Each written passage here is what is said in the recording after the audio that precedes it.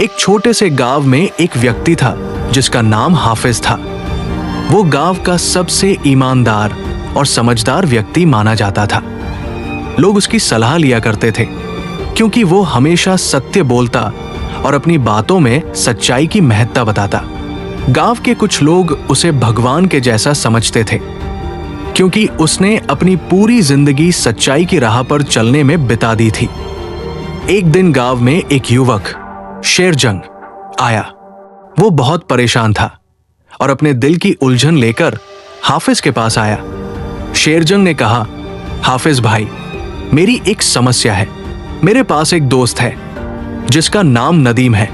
वो हमेशा झूठ बोलता है और लोगों को धोखा देता है, लेकिन मैं उसे अपनी दोस्ती में बहुत प्यार करता हूं।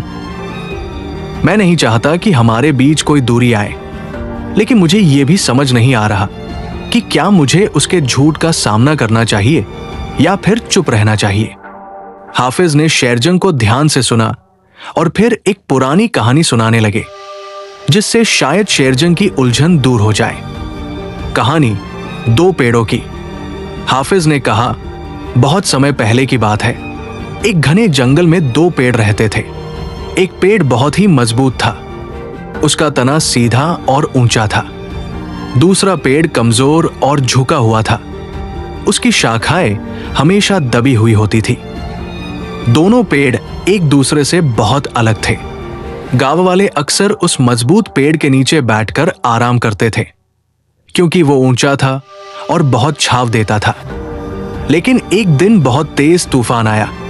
तूफान ने उस मजबूत पेड़ को अपनी पूरी ताकत से झकझोर दिया।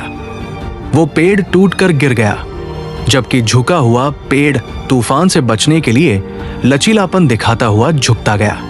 तूफान के बाद सभी लोग उस झुके हुए पेड़ को देखकर हैरान रह गए क्योंकि वो तूफान से बच गया था। अब लोग उस पेड़ के पास आराम करने लगे, जबकि पहले जो मजबूत पेड़ था अब वो जमीन पर गिरा पड़ा था। हाफिज ने शेरजंग से कहा, देखो शेरजंग, सच उस मजबूत पेड़ की तरह होता है। वो सच्चाई के रास्ते पर चलता है, वो कभी झुकता नहीं।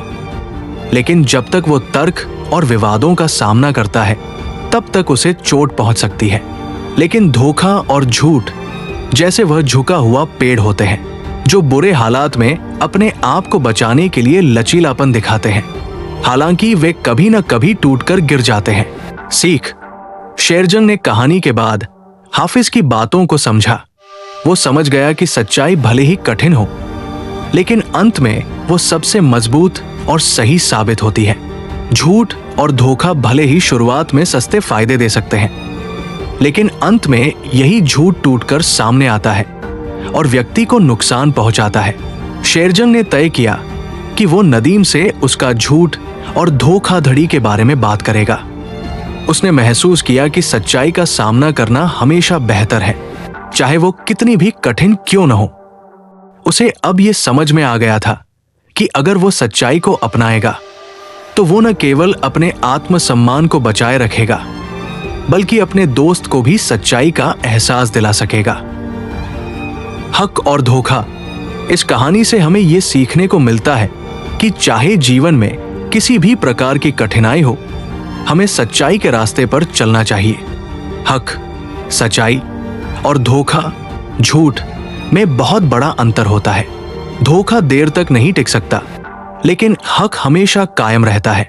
सच्चाई का पालन करना न केवल हमारे आत्मसम्मान को बनाए रखता है, बल्कि ये हमें सच्चे रिश्ते और सफलता की ओर भी ले जाता है।